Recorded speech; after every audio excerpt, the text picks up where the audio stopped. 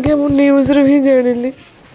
ମୋତେ କେହି କିଛି କହିନଥିଲେ, ମୋତେ ଖାଲି କହିଲେ ଆପଣ ଖାଲି ଆସନ୍ତୁ, ଆକ୍ସିଡେଣ୍ଟ ଅଛି ହେଇଛି ଆଇସିୟୁରେ ଅଛନ୍ତି।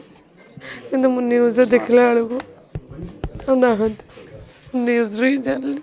ଆଇଲା ବେଳକୁ କେହି ନଥିଲେ, ଡୋର୍ କ୍ଲୋଜ୍ ଥିଲା। ମୁଁ କହିଲି ତାଲା ସେ ଓପେନ୍ କଲେ, ମୁଁ ଦେଖା କଲି, ତାପରେ ତାଲା ବନ୍ଦ କରିଦିଆହେଲା। ମୁଁ ସକାଳ 7ଟାରୁ ଆସିଲିନି। କାଲି ଫୋନ୍ କରିନଥିଲେ, କିନ୍ତୁ ବାପାଙ୍କୁ କହୁଥିଲା ଯେ ବାପାଙ୍କ ସହ କଥା ହେଇଥିଲେ ମୁଁ ଯିବି ସକାଳେ। ମୁଁ ବହୁତ ଖୁସି ଥିଲି ଆସିବେ ବୋଲି। 15 ଦିନ 17-18 ଦିନରେ ଆସିନାହାନ୍ତି।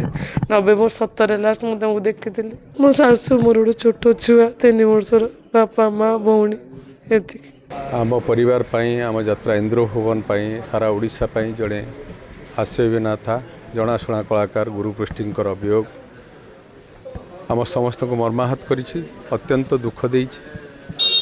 ଗତକାଲି ତାଙ୍କର ଏକ ସଡ଼କ ଦୁର୍ଘଟଣା ଯେଭଳି ଭାବରେ ମର୍ମନ୍ତୁଦ ମୃତ୍ୟୁ ହୋଇଛି, ସେଥିପାଇଁ ଆମେ ତାଙ୍କ ପରିବାରକୁ ସାନ୍ତ୍ୱନା ଦେଉଛୁ। ସେ ଯେମିତି ଧୈର୍ଯ୍ୟ ଧରନ୍ତୁ। ତେଣୁ ଏ କାର୍ଯ୍ୟଟା ପ୍ରଥମେ ଆମେ ତାକୁ ସମ୍ପାଦନ କରିବା ସୁଚାରୁ ରୂପେ।